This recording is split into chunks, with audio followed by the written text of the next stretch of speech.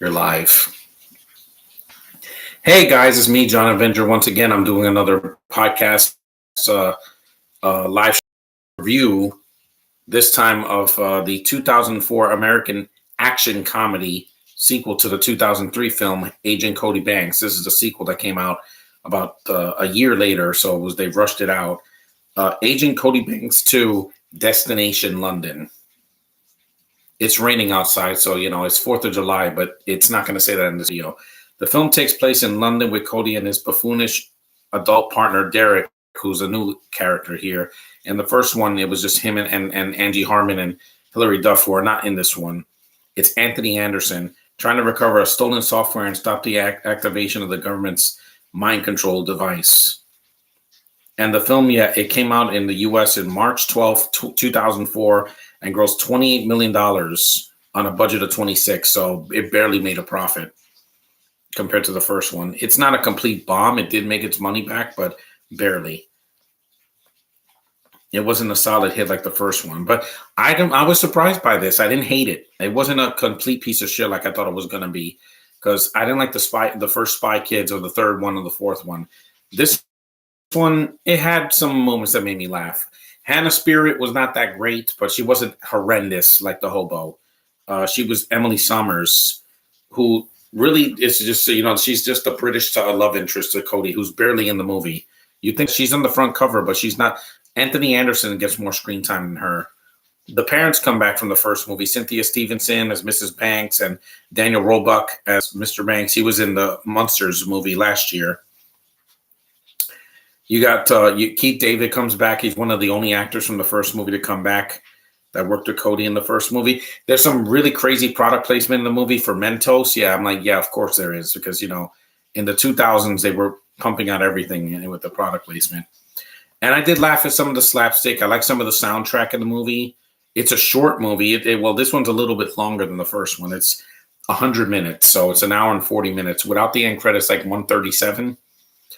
It's still the last Bond movie. I know I'm lagging a little bit, but it's still shorter than that. And also the movie is it's got some cool action in it here and there. It's not just complete CG. Good stunt work here and there. An okay script. There's a possible sequel. Speaking with Steve-O, Frankie Muniz revealed that MGM had pitched to him 2 ideas for a family-friendly sequel and an adult-oriented animated series. The sequel will feature Cody training a group of new teenage spies, while the series described it being similar to BoJack Horseman, with Banks as a wash-up trying to regain his spider credibility. That would be interesting. Do something different. I don't want to see the same movies. I don't want to see another Bond movie that's 3 hours long. Rotten Tomatoes was not kind on it, but they hardly ever praise comedy sequels. Young kids may find this London adventure fun, but older kids may find it too simplistic. I was an adult when this came out. It was 2004. I was 19. My sister was a kid when this came out. I didn't hate it. I've seen worse movies that take place in London, England. Worse freaking movies and shows. So this wasn't half bad compared to what I was expecting. I was expecting this to be like annoying accents. Yeah, the villains are annoying in the movie. They're cartoon characters. They're like, and it's too much, guys.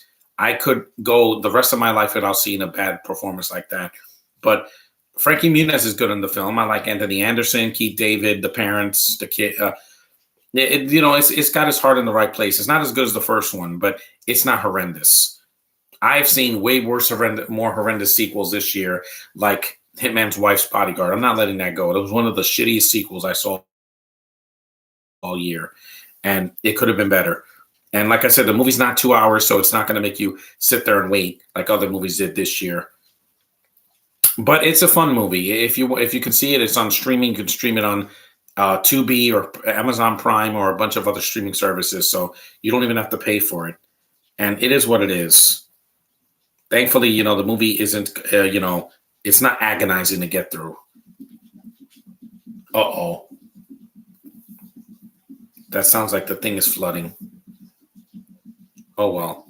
At least I don't sleep down here anymore. Anyway, guys, thanks for watching.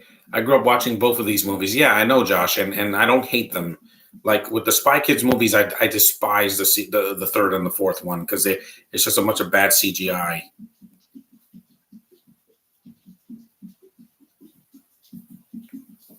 But anyway, thanks for watching. Take care, guys. And I will see you guys in the next one.